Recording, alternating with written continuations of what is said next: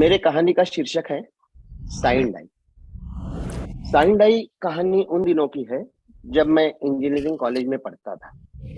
हमारे कॉलेज में हिंदुस्तान से पूरे सारे हिंदुस्तान से छात्र पढ़ने आते थे। कोई बंगाल से, कोई महाराष्ट्र से, तो कोई पंजाब से और कोई मद्रास से। एक छोटे से कैंपस में पूरा देश समाया था। मजा भी बड़ा आता था।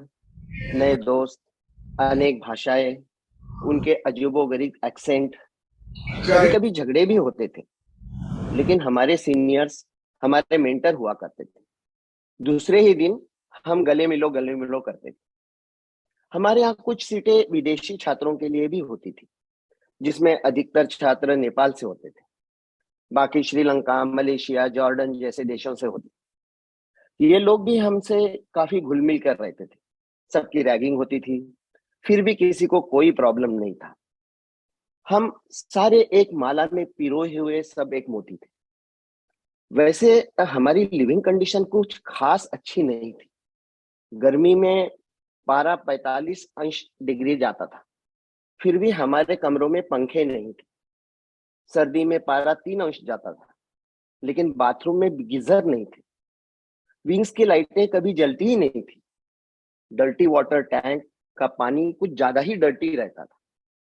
मेज की मेजें टूटी थी, कुर्सियां नदारद थी।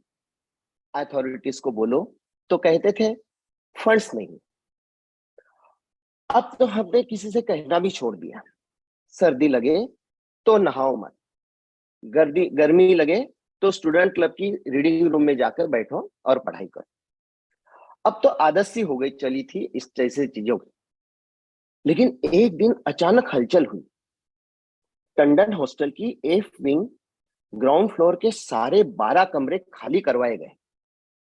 पता चला वहां पुताई हो रही थी। अरे ये क्या, बाथरूम में टाइल्स लग रही है, गीजर भी लग गया। गॉसिप का बाजार गर्म हुआ।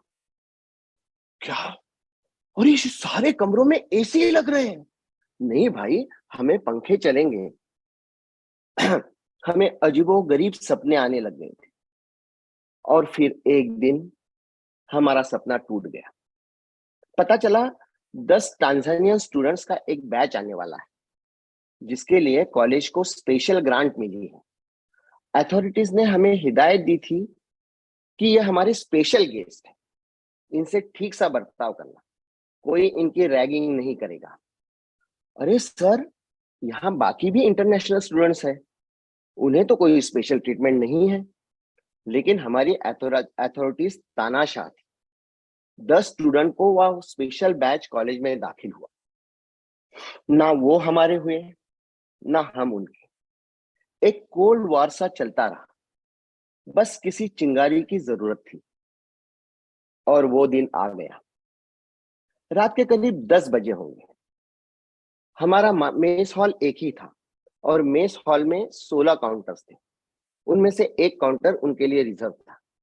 हम टूटी बेंच पर बैठकर खाना खाते थे। उनके लिए नई कुर्सियां थी। खैर, उस दिन बगल वाली मेस के एक स्टूडेंट ने उसकी उनकी कुर्सी ली। 10 कुर्सियों में से 7 कुर्सियां खाली थी, और 3 तांजानियन खाना खा रहे थे। जैसे ही कुर्सी को हाथ लगाया, तीनों खड़े हो गए और जंग छिड़ गई। अचानक किसी ने सारे हॉस्टल की लाइट बंद कर दी। थोड़ी ही देर में वहां अच्छी खासी भीड़ इकट्ठा हुई। तांजानियन हमारे हाथ लगे। लेकिन क्या, अरे, उन्होंने बदन पे ग्रीस लगाया था। साले फिसल गए। उधर से 4 दौड़ के आए। उनके हाथों में टूटी हुई बियर की बोतलें थी। शोर में चीखें सुनाई देने लगी। अचानक टंडन की टेरेस से ईंट और पत्थर बरसने लगे। काफी लड़कों को चोटें आई। उनमें से किसी को खराश तक नहीं आई। माहौल काफी गर्म हो चुका था। दूसरे दिन ट्रायंगल पे मीटिंग हुई। स्ट्राइक, कोई कॉलेज नहीं जाएगा। दोपहर को डीन ऑफ स्टूडेंट्स वेलफेयर और चारों हॉस्टल के वार्डन आए। तिलक हॉस्टल में मीटिंग हुई। सब गुस्से में थे। वो बेचारे 10 और आप 1000। सारा कॉलेज का नाम आप लोगों ने डुबा दिया, देश का नाम डुबा दिया। अरे सर, लेकिन सोचो ना, किसने लाइट बंद की, कहां से बोतलें आई, टेरेस पे पत्थर किसने रखे, चोटें किससे आई? हमें कुछ नहीं पता। ये सब आपकी बदमाशी है। वो भला ये क्यों करेंगे? आप तो हद होगी। शोर बढ़ती गया। किसी ने वार्डन की फियाट की हवा निकाल दी। मीटिंग बिना नतीजे खत्म हुई। शाम हुई। करीब 7 बजे 3-4 पीएसी के ट्रक्स हॉस्टल में दाखिल हुए। भोपू से अनाउंसमेंट हुई, कॉलेज को साइन डाई बंद कर दिया गया है। 1 घंटे के अंदर हॉस्टल खाली करो। सारी जगह अफरा तफरी मच गई। अनाउंसमेंट होती रही। 1 घंटे बाद पुलिस हॉस्टल के अंदर घुसी। जो सामने आया उसे उस पे लाठी बरसाते रहे। कमरों में घुस घुस कर लड़कों की पिटाई की गई। रात को हम सब भागते रहे। हम पर लाठियां भांजती रही। कैंटोनमेंट के जवानों ने हमें आसरा दिया। कॉलेज को अनिश्चित काल तक बंद कर दिया गया। करीब 1 महीने बाद कॉलेज खुला। तांजानियंस को दूसरे कॉलेज में शिफ्ट कर दिया गया था। हॉस्टल में पुताई हुई थी। मेस की नई मेजें और कुर्सियां आई थी। कमरों में फैंस लग गए थे। आज 40 साल बाद जब मैं उस घटना के बारे में सोचता हूँ तो लगता है कुछ भी नहीं बदला।